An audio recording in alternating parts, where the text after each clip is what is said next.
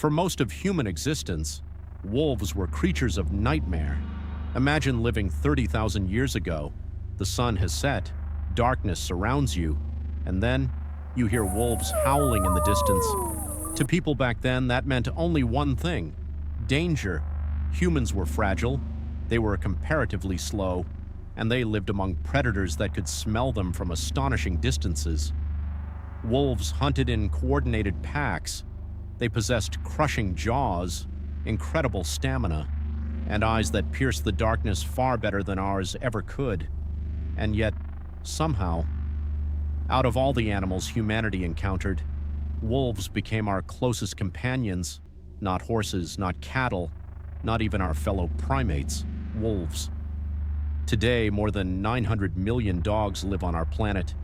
They sleep in our beds, protect our homes, detect explosives, guide livestock, rescue people buried beneath avalanches, and sometimes they sit beside birthday cakes wearing tiny party hats.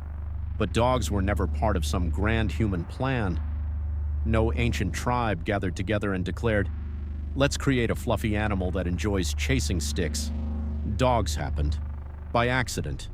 And perhaps the strangest part of all, wolves may have started domesticating themselves, long before humans even realized it was happening.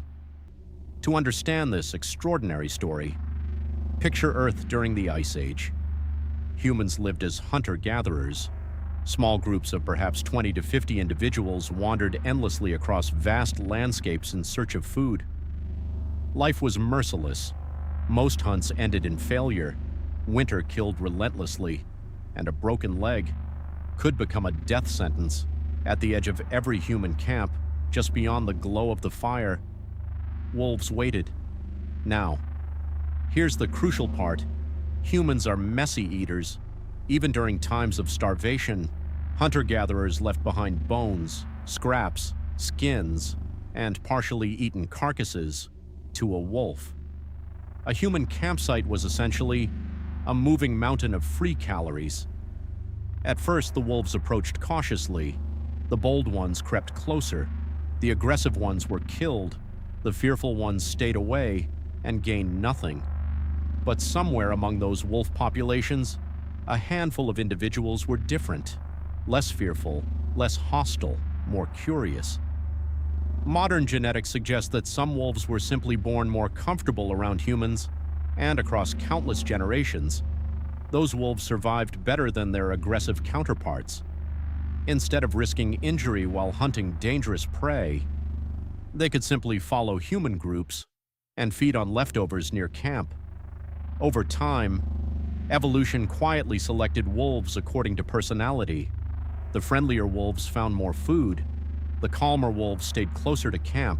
The highly aggressive wolves disappeared, and eventually, those wolves began changing physically as well. It sounds almost unbelievable, but scientists have actually witnessed something remarkably similar in real time. In 1959, a Soviet geneticist named Dmitry Belyaev began an experiment in Siberia using foxes. He wanted to discover how domestication truly worked. So, generation after generation, he selected only the gentlest foxes for breeding. That was all. He didn't train them. He didn't teach them tricks. He simply bred the least aggressive foxes again and again, and within only a few decades, the foxes began behaving like dogs. They wagged their tails, they whined for affection, they licked people's hands. But then, something even more astonishing happened. Their bodies changed too. Their ears became floppy, their snouts grew shorter, their fur developed white patches, their tails curled, and strangely enough, when animals become less aggressive, their appearance often changes as well. Scientists discovered that domesticated animals across many species tend to develop softer faces, smaller jaws, patchier fur, and floppier ears, almost automatically. The first proto-dogs may have started looking less intimidating long before humans intentionally bred them. Now imagine yourself standing beside an Ice Age campfire and noticing wolves nearby. Wolves that seem slightly smaller, slightly calmer, and slightly less frightening than ordinary wolves. Not pets, not yet, but no longer entirely wild either.